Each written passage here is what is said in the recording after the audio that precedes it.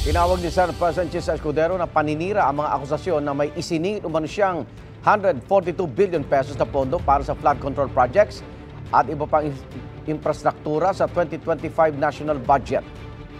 Galing daw ito sa Kamara, ayon kay Escudero. Sagot naman ng Kamara, bakit kami?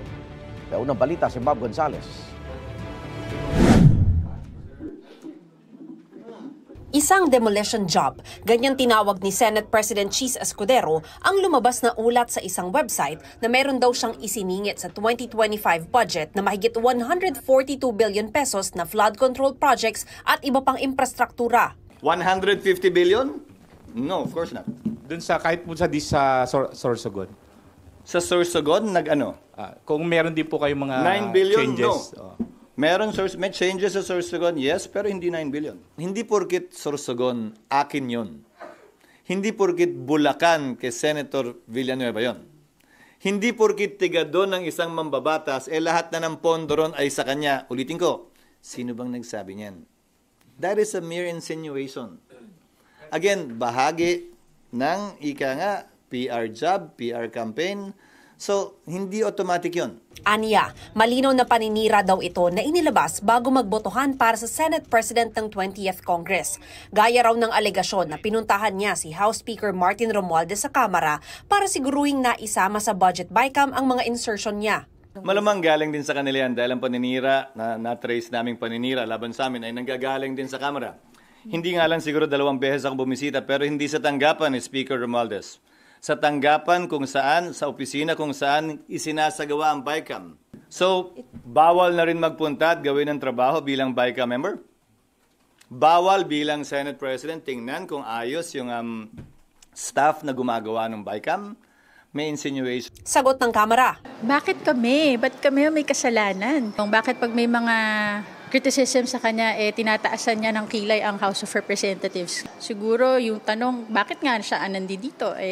Kung tungkol yan sa BICAM, kasi ang Speaker hindi naman po nakialam sa BICAM ng budget. Mahirap din daw ang gusto ni Pangulong Bongbong Marcos na hindi niya papayagan ang budget na hindi alinsunod sa National Expenditure Program ng pamahalaan. Hindi naman nga pwedeng walang baguhin. Again, Congress has the power of the purse. No NEP is perfect.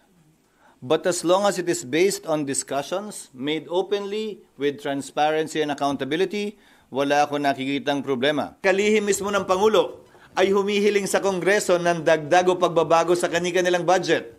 So siguro, kung may ganyang uri ng kautusan ng Pangulo, dapat pagsabihan din niya yung kanyang mga kalihim na kapag kami sinumite ng budget, ang DBM para sa kanilang departamento, huwag na silang humirit pa.